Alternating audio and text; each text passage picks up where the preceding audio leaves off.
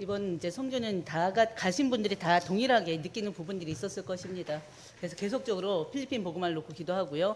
또 특히나 요즘에 이제 하나님께서 저희 교회에 지금 선교 쪽으로 많은 문들을 열어주고 계셔요. 그래서 그에 따라서 필요한 부분들이 굉장히 많습니다. 그래서 여러분들이 기도로 협력해 주시고 또 여러 가지로 또 하나님 앞에 헌신하시는 여러분들 되시길 주의 이름으로 축원드립니다. 바로 지난주 말씀 제목이 뭐였습니까? 복음 선교의 사명이었어요. 전도 선교는요, 하나님의 우리 그리스도인들에게, 우리 하나님의 자녀에게 주신 최고의 축복이기도 합니다. 그러면서 바로 그리스도인으로서 또 전도자로 부름받은 우리에게는 또 전도 선교가 또 책무이기도 합니다. 책임이고 의무이기도 합니다. 복음 선교는요, 하나님의 최대의 관심사기도 하고요, 하나님의 소원입니다. 그리고 또 하나님의 최고의 목적이십니다. 특히 하나님의 주권적 역사 속에서요, 계속 되어져야 될 또 미완성의 사역이기도 합니다. 그 사역을 우리가 하고 있는 것입니다. 복음 선교 때문에 우리에게 하나님은 말씀을 주셨고요, 지금도 강단을 통해서 계속 말씀을 주고 계십니다. 그리고 또 복음 선교 때문에 구원자 예수 그리스도를 보내셨고요, 또 복음 선교 때문에 교회를 허락하신 것입니다. 하나님의 우리 모든 그리스도인들과 모든 교회에 주신 사명이 바로 복음 전도 선교라는 것을 여러분들이 항상 이 가슴에 이렇게 품으시고 이제 기도하면서 성령 인도받는 모두가 되시기를 주의 이름으로 축원드립니다. 우리가 지난주 본문 말씀에서 확인했던 것처럼 로마서 10장 13절, 누구든지 주의 이름만 부르면 주의 이름을 부르는 자에게 구원을 받을 수 있다고 했습니다. 구원을 얻기 위해서는 반드시 복음을 들어야 됩니다. 근데 복음을 듣기 위해서는 반드시 그 복음을 전하는 자가 있어야 되겠죠. 그렇죠? 복음을 전해준 자가 있어야지 사람들이 말씀을 듣게 되고요, 말씀을 들어야지 구원의 축복을 누리고 또 그 속에서 믿음이 생기는 것입니다. 믿음이 생겨야지만이 예수가 그리스도임을 고백할 수가 있습니다. 믿음이 생겨야지만이 주의 이름을 부를 수가 있는 것입니다. 믿음은 어디서 납니까? 들음에서 납니다. 들음은 그리스도의 말씀으로 말미암는다고 했어요. 그렇기 때문에 여러분들이 항상 이 현장에 전도 선교자라는 거, 현장에 복음을 선포할 현장 선교사들이라는 거 절대 잊지 마시고요, 그 사명 가지고 도전하시기를 주의 이름으로 축원드립니다. 사람들이 믿든 안 믿든지요, 사람들이 듣든지 안 듣든지 우리에겐 복음을 전해야 될 사명이 있어요. 그 사명을 우리가 계속 가지고 나가야 됩니다. 그리고 교회가 세상에 존재하는 목적이 바로 뭡니까? 영혼권 아닙니까? 복음 전도 선교 때문이기도 합니다. 성경은요, 하나님의 감동으로 된 하나님의 말씀입니다. 그런데 모든 교단에서는요, 성경 안에 하나님 말씀도 있다고 표현하기도 해요. 어떤 교단에서는, 모든 교단이 아니라 어떤 교단에서는 성경에 하나님 말씀도 있다고 표현해요.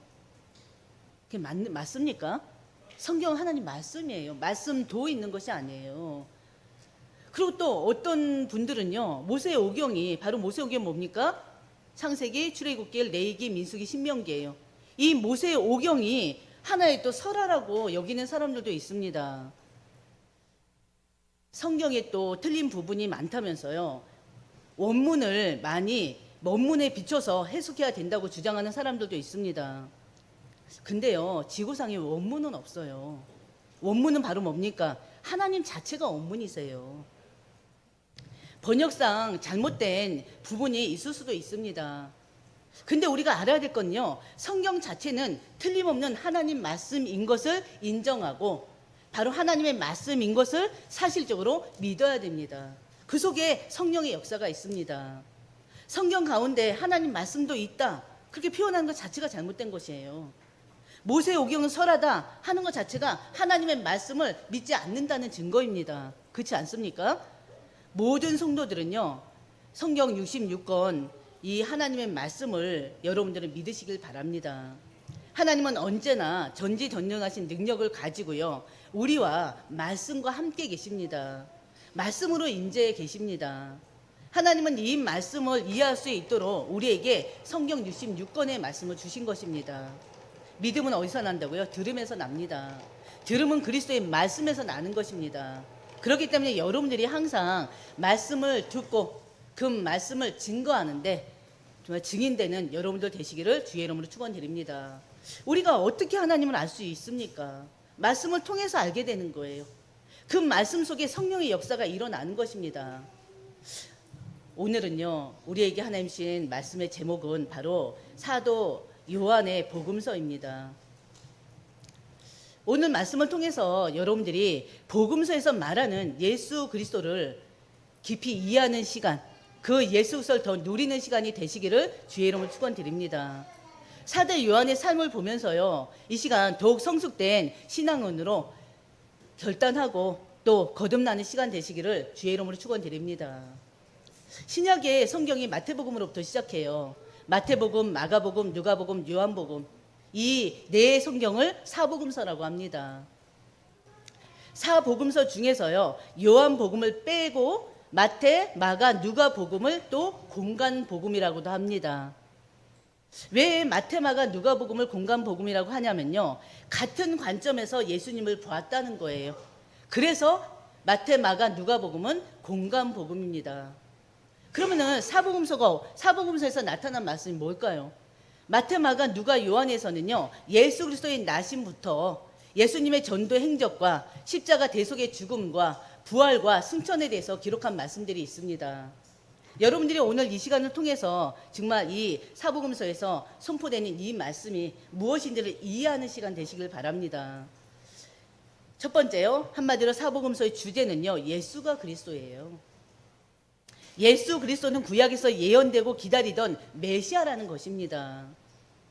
인류를 구원할 메시아가 실제로 오셨는데 그분이 바로 예수 그리스도라는 것이에요.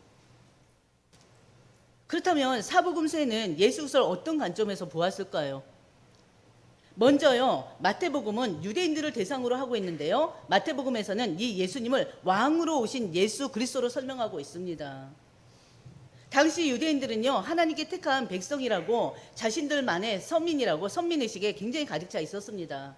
근데 그 유대인들은 하나님이 자신들을 왜 택하였는지, 왜 선민으로 택하였는지 그 본질을 완전히 놓쳐버리고요, 오로지 형식적인 종교 생활에만 빠져 있던 자들입니다. 이 마태는요, 유대인들을 향해서 예수가 구약에 약속된 메시아이다, 그렇기 때문에 너희들은 하나님께 선택받은 자들로서 어떤 삶을 살아야 되느냐, 그거에 대해서 분명하게 말씀하셨어요. 기록했습니다. 어떻게 살아야 되는지 제시했습니다. 특히 예수 그리스도의 족보를 통해서 예수님께서는 육신적으로는 다윗의 혈통으로 나셨고 또 영적으로는 만왕의 왕으로 오셨음을 선포했습니다. 예수 그리스도의 왕적 권세를 통해서 인간 스스로 해결할 수 없는 모든 영적 저주가, 흑암의 권세들이, 지옥 권세가 꺾이는 것입니다. 예수 그리스도의 권세를 통해서 하나님의 나라가 임하는 것입니다. 바로 우리들 스스로가 바로 이 예수 그리스도 족보 안에 있다는 사실에 감사하는 여러분들 되시기를 바랍니다. 이 예수 그리스도의 족보는요, 언약의 족보예요. 그 언약의 족보에 우리 이름이 기록되어 있는 것입니다. 그렇기 때문에 우리들이요, 정말 이 마태복음에서 왕으로 오신 그 예수 그리스도, 왕으로 오셔서 사단의 권세를 완전히 멸하신 그 예수 그리스도, 그 이름을 늘 생각하면서 그 예수 그리스도 이름의 권세 가지고 매일매일 현장에서 승리하시는 여러분들 되시기를 주의 이름으로 축원드립니다. 두 번째, 마가복음에서는요, 바로 종으로 오신 예수 그리스도를 설명하고 있습니다. 바로 마가복음은요, 로마의 그리스도인들을 대상으로 하고 있습니다. 마가복음은 신약 성경 중에서 가장 먼저 기록되어 있어요. 어떻게 보면 마가복음, 마태복음 이렇게 돼야겠죠. 하나님의 아들 예수 그리스도께서 인류 구원을 위해서 고난의 종으로 오신 것을 설명한 것입니다. 그래서 이 마가복음은요, 거의 40% 이상이 고난을 얘기하고 있어요. 예수님이 모든 고난을 이기시고 부활 승천하셨습니다. 그렇죠? 그런 것처럼 로마 제국의 박해로 지금 고난 당하는 그리스도인들이 바로 주 안에서 승리와 영광을 얻을 수 있음을 고난의 종으로 오신 예수를 통해서 확신시켜 주는 것입니다. 그리고 또 하나님의 자녀된 우리에게도요, 부활의 소망을 주셨어요. 하나님의 자녀된 우리에게도 그리스도로 승리할 수 있는 신분과 권세를 주셨습니다. 여러분들이 그걸 잊으시면 안 돼요. 그래서 만왕의 왕으로 오신 예수 그리스도, 만주의 주로 오신 예수 그리스도, 또 우리의 모든 죄를 짊어지시고 십자가에 못 박혀 돌아가신 그 예수 그리스도께서 또 우리 죄를 위해서 하나님의 아들인데 독생자신데 바로 종으로 오셔서 우리의 죄를 해결하셨다는 거, 그걸 항상 기억하시길 바랍니다. 그러면 그 예수 그리스도의 십자가 죽으심과 부활이 얼마나 감사한 일인지 여러분들이 예수 그리스도를 또 다른 시각으로 보실 수가 있을 것입니다. 그리고 또 누가복음은요, 헬라인어 대상으로 하고 있습니다. 바로 누가복음은요, 사람으로 오신 예수 그리스도를 강조하고 있어요. 의사 누가가요, 로마 고관인 데오빌로에게 쓴 편지잖아요. 그 편지 글을 통해서 데오빌로의 믿음을 더욱더 굳게 하기 위함이기도 하고요. 당시 소외된 모든 성도들에게 예수 그리스도를 깨우치도록, 그리고 그 예수가 육신을 가지고 오신, 인성을 가진 예수 그리스도를 지금 그 예수의 행적을 또 기록해서 그들에게 알게 한 것입니다. 네 번째 요한복음은요, 만민을 대상으로 해요. 하나님이신 예수 그리스도를 설명하고 있습니다. 공간복음이 이 마태, 마가, 누가복음이 완성되고 20년 후에 기록된 말씀이 요한복음이에요. 그래서 요한복음에서는 이 공간복음에서요, 마태, 마가, 누가복음에서 누락된 내용들을 이 공간복음에 대해서 너무나 잘 아는 사도 요한이 보충하기도 하면서요, 성령의 계시를 밝히 드러내고자 기록한 성경입니다. 요한복음은. 그렇다면 우리가 이해해야 될 부분이 또 뭐냐? 두 번째, 그럼 요한복음의 저자인, 요한복음을 기록한 사도 요한은 누구인가를 한번 누구인가를 보시길 바랍니다. 기본적으로 알아야 돼요. 그러면서 한번 지금 전도자인 나, 하나님의 자녀인 나도 한번 생각하면서 나의 현재를 생각하시면서 한번 보시길 바랍니다. 그러면서 이 사도 요한의 삶이 또 나의 신앙에 있어서 또 어느 한 부분에서는 모델적인 그런 인물이 되기를 주의 이름으로 축원드립니다. 요한복음은 공간복음이 다 기록된 후에 20년 후에 기록됐다고 했어요. 바로 AD 기원 후 85년에서 90년경 에베소에서 기록된 것으로 알고 있습니다. 사도 요한은요, 예수님의 12 제자 중에 한 사람이에요. 그러면서요, 바로 베드로와 야고보와 함께 예수님의 수제자 중에 한 사람이기도 합니다. 12 제자 중에서 이 사도 요한은요, 가장 나이가 어린 자예요. 가장 막내죠. 그런데 이 사도 요한은요, 예수님이 특별히 아끼던 제자이기도 합니다. 그래서 이 사도 요한은요, 예수님이 행하신 중요한 사건 때마다 예수님과 동행함을 또 우리가 말씀 속에서 확인할 수가 있습니다. 앞으로 선포될 말씀 속에서. 요한복음 13장 23절을 보면요, 예수의 제자 중 하나, 곧 그가 사랑하는 자라고 그랬어요. 누가요? 예수님이 사랑하는 자가 사도 요한이었습니다. 물론 모두를 사랑하죠. 19장 26절, 또 20장 2절, 21장 20절에도 예수께서 사랑하시는 제자라고 이 사도 요한이 표현되어 있습니다.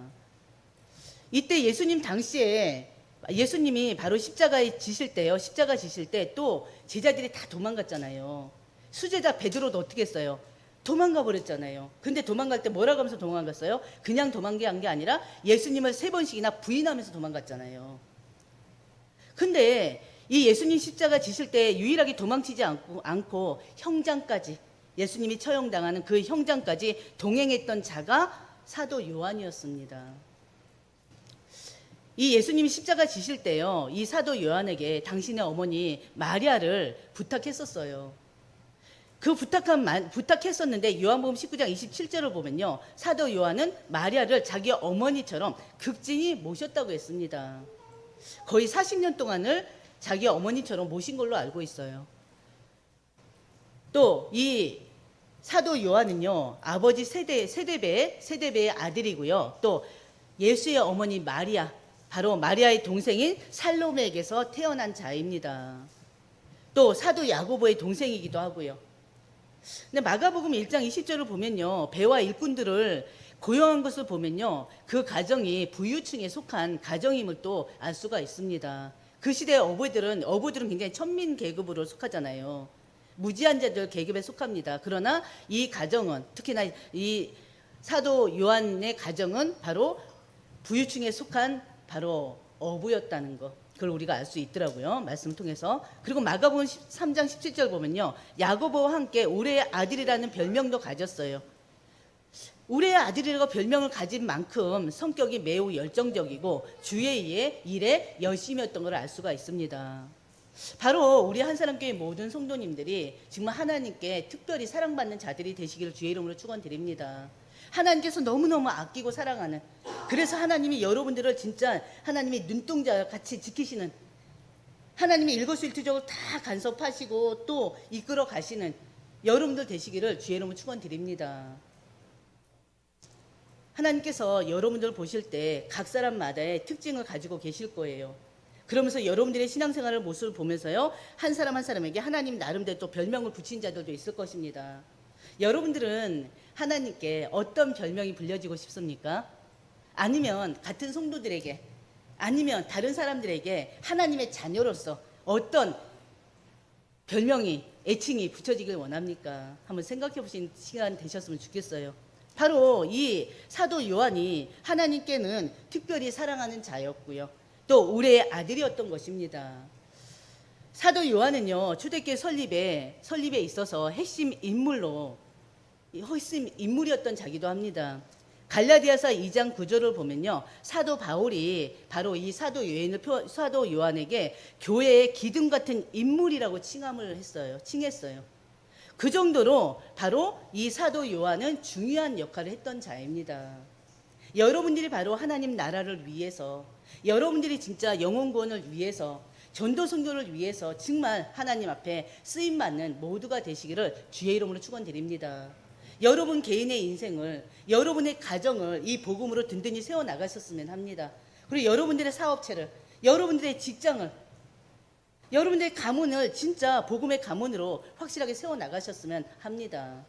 그걸 여러분들이 놓고 진짜 기도하시면서 이 마음 담고 기도하시면서 응답을 누리시기를 주의 이름으로 축원드립니다. 사도 요한은요, 또 요한복음의 기록자이기도 합니다. 요한복음, 또 요한 1서, 요한 2서, 요한 3서, 또 요한계시록의 기록자이기도 합니다. 그 사도 요한은요, 이 설교 그리고 또 저술들을 하면서요, 그의 지혜와 경험을 또 후대들에게 그대로 전달하기도 했어요. AD 81년에서 96년은요, 로마 도마티아누스 황제 때 반모섬으로 유배당하기도 했습니다. 사도 요한이 반모섬으로 유배당하기 전에요, 이미 미리 로마에 압송됐습니다. 이 황제가요, 사도 요한을 펄펄 끓는 기름 가마솥에 던져서 죽이려고 했어요. 그래서 이 사도 요한은요, 펄펄 끓는 기름 가마솥에 던져졌어요. 근데 어떤 일이 일어난지 아십니까? 바로 우리가 다니엘의 세 친구를 알죠. 다니엘의 세 친구가 어땠습니까? 그 임금의 금신상이 절하지 않았다고 활활 타오르는 풀무불에 던져졌잖아요. 근데 어떻게 됐어요? 그 풀무불에 던지는 그런 로마 군인들은 다 죽었어요. 근데 던짐을 당한 이 다니엘의 세 친구는 절대 죽임을 당하지 아니하고 아무 머리카락 하나도 성치 않고 나중에 나오게 되잖아요. 그게 역사적 기록이잖아요.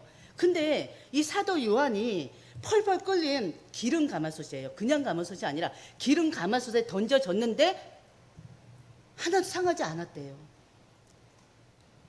그게 바로 기록에 있습니다. 이것이 바로 가능한 일입니까? 근데 하나님의 분명한 역사가 있었던 것입니다. 왜? 하나님이 사도 요한을 통한 하나님이 하시고자 하는 일이 있었기 때문이겠죠. 그래서 놀란 황제가요, 요한을 처형하는 대신에 반모섬으로 유배를 보냈다고 합니다. 그리고 또 이 황제 다음 황제가 또 이 사도 요한을 바로 독살해서 죽이려고 했는데 그것 또한 실패했어요. 독배를 마시고도 죽지 않아서요, 12사도 중에서는 유일하게 순교를 당하지 않은 자예요. 그러면서 12사도 중엔 유일하게 바로 90세가 넘어서, 어떤 신학자들은 94세다, 95세다, 90세다 그러는데 90세가 넘어서 넘은 나이까지 살면서 자연사한 사도는 유일합니다. 예수님의 제자 중에 유일합니다. 세 번째요. 요한복음을 기록한 목적을 우리가 알 수 있습니다. 요한복음 30장 31절 보면요. 예수께서 하나님의 아들 그리스도이심을 믿게 하기 위해서 요한복음을 기록했습니다. 요한 사도가. 또 예수님은 이 책에 기록되지 않은 많은 기적과 표적들을 행했단 말이에요. 사도 요한은 예수가 행하신 표적을 보았고요. 예수가 하나님의 아들이심을 믿게 하기 위해서 요한복음을 기록한 것입니다. 그리고 또 더 나아가서는 성경을 기록한 것입니다. 예수의 이름을 힘입어 생명을 얻게 하기 위함입니다. 예수 그리스도의 이름에 힘입어 우리가 바로 생명을 얻었어요. 그 이름으로 하나님 앞에 나아갈 수 있게 됐습니다. 그 예수의 이름으로 우리가 기도할 수 있게 됐고요. 그 속에서 이제는 우리는 우리 한계를 뛰어넘어서 하나님이 주신 영적 축복을, 영적인 권세와 권능을 누리고 있습니다. 또 예수의 그 능력으로 우리가 흑암 권세를 꺾고 우리가 흑암 권세를 누릴 수가 있잖아요. 결박시킬 수가 있잖아요. 이길 수가 있는 승리자가 된 것입니다. 그러면서 요한복음을 기록한 목적은 또 뭐냐면요. 불신앙 집단과 영지주의자들에게 예수 그리스도의 신성과 예수가 구주이심을 믿게 하기 위해서 기록했습니다. 바로 예수를 배척하는 바리새인들이 있잖아요. 우리가 사도행전을 통해서 계속 확인했었죠. 그리고 또 서기관들이 있고요. 사두개인들이 있습니다. 그들이 예수는 그리스도이시며 하나님의 아들이라는 사실을 그들에게 이 예수가 그리스도다. 이 예수가 바로 하나님의 아들이다. 메시아 그리스도다라는 것을 증거하기 위해서 기록한 것입니다. 그리고 또 당시에는 영지주의가 일어났는데요. 이 영지주의가 바로 예수는 하나님의 아들로 인정하지 않게 하려고 계속 분위기를 유도했어요. 그러면서 가연설이라고요. 예수님을 헛것으로 봤다면서 예수님의 인성을 부인하게 했습니다. 이 사상이 계속 퍼져나간 거예요. 그래서 예수는 태초부터 하나님과 함께 계신 독생자이시다.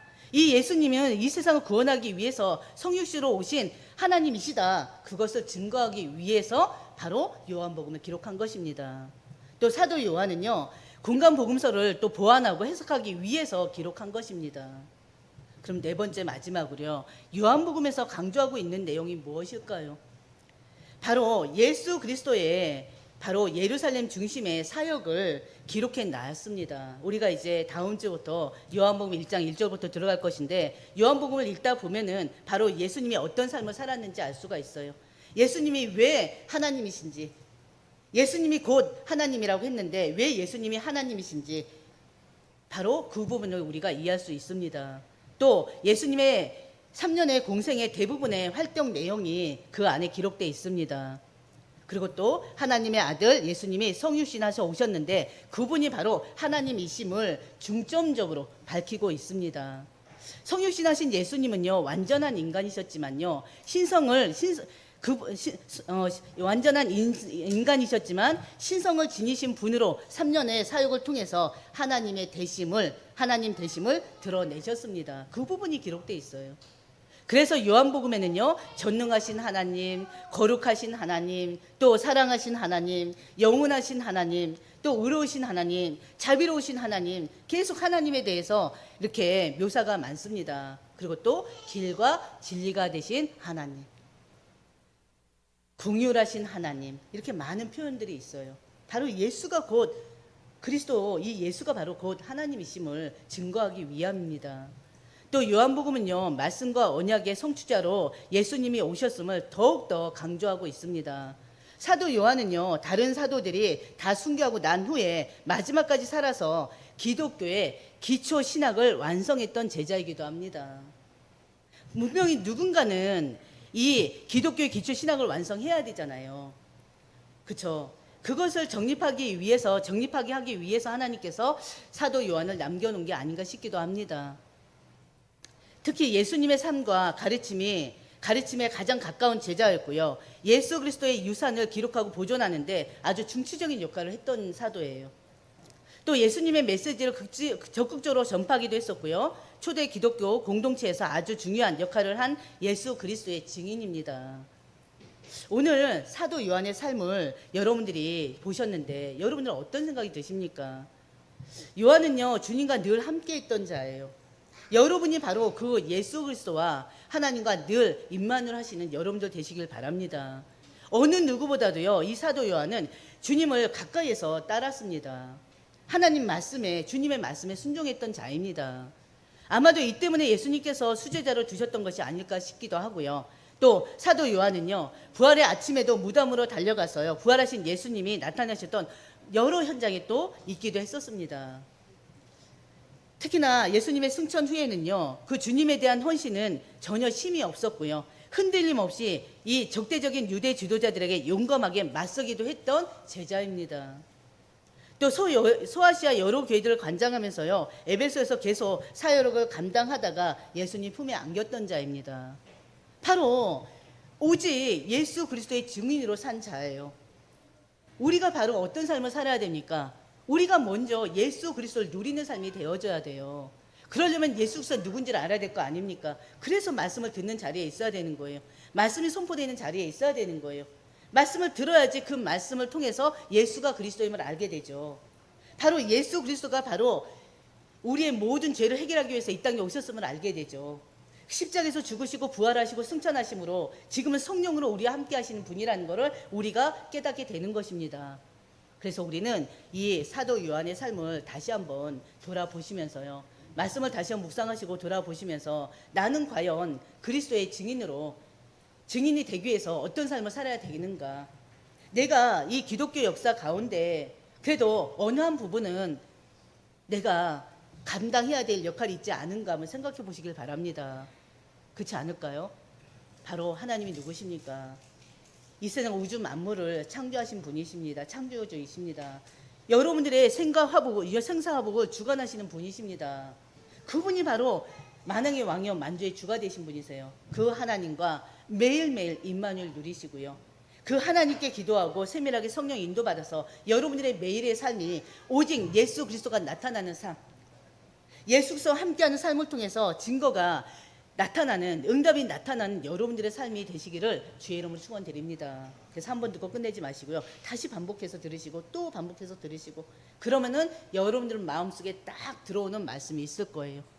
그 속에서 여러분들이 매일매일 신앙이 성장하는, 신앙이 더욱더 성숙되어지는 여러분들 되시기를 주의 이름으로 축원드립니다.